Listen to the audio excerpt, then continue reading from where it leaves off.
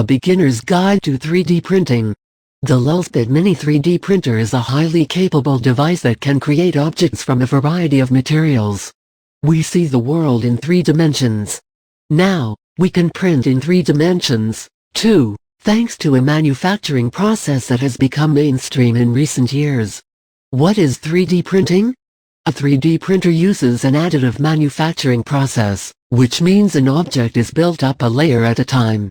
Most 3D printers have a single extruder head, which means if you want to use multiple colors, you may have to print your object in sections, and even then you'll be limited in how the object can be colored.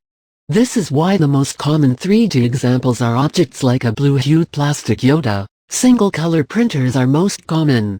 But while everyone loves printing Yoda, the reality is that today's 3D printers are being used to print everything from design prototypes to jewelry, crafts, product parts, body parts, and even food.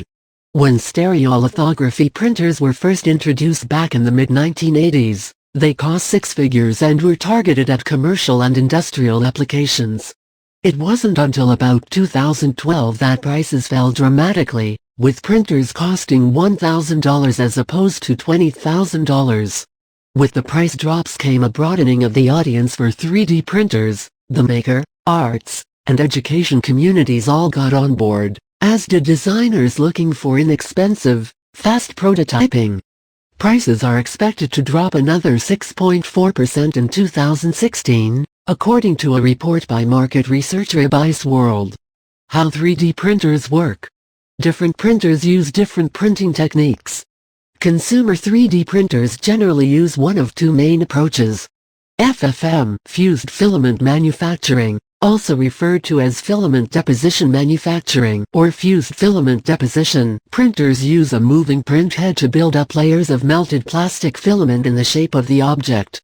SLA, stereolithography, printers solidify resin using an ultraviolet laser. Some models use digital light processing projectors, but those tend to be less precise.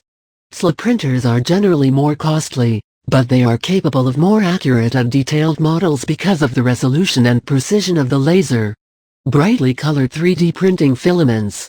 FFM printers can typically feed a multitude of materials through their extruders.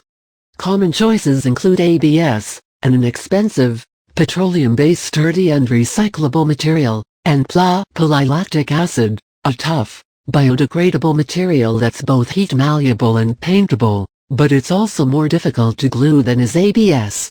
These materials often come in a range of colors, but since most printers have just a single print head, you'll generally print your entire object in a single color.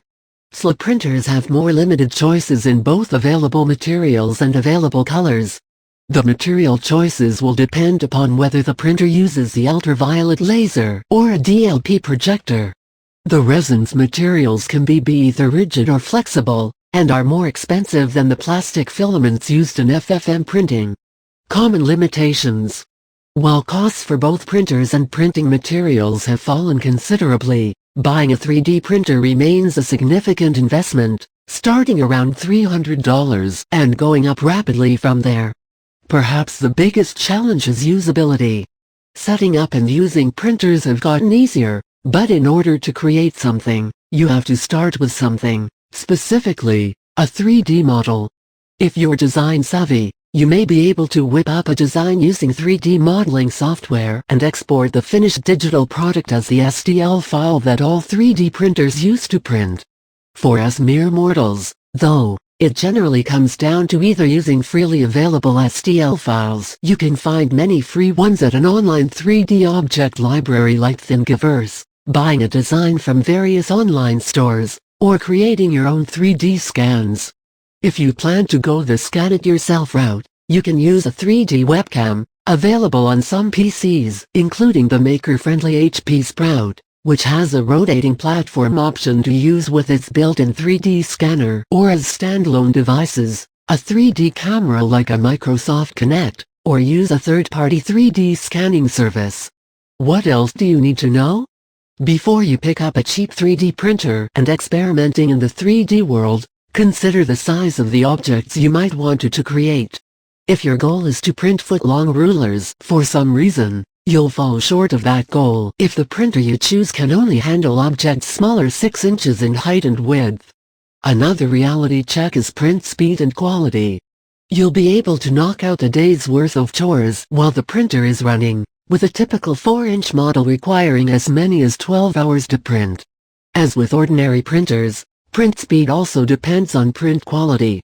Finally, consider what kind of output you want, and not just because you need to consider what materials you will use to create your object. If you want very detailed objects such as jewelry or scale models, get an SLA printer since they're better at reproducing the fine details. If you want low cost and ease of use, get an FFM printer. And while PLA is considered a somewhat more food-safe material than ABS, neither of them, extruded through a 3D printer, is really safe to eat off of for a variety of reasons. Our advice: don't even think about printing plates, cups, and spoons. Best choices. If you're on a tight budget, and willing to make some compromises, the $349 million 3D Micro 3D printer is a great starter choice. This FFM model will create objects of less than 5 inches, and uses a variety of materials, however it's slower than other models we've seen. The M3D Micro 3D printer is compact, and inexpensive. Objects Lulzbit Mini, which impresses with its ease of use and range of features. This FFM printer supports printing objects of just under 6 inches, it supports an impressive range of filament materials, and it comes with a customized version of the popular open-source Cura 3D software.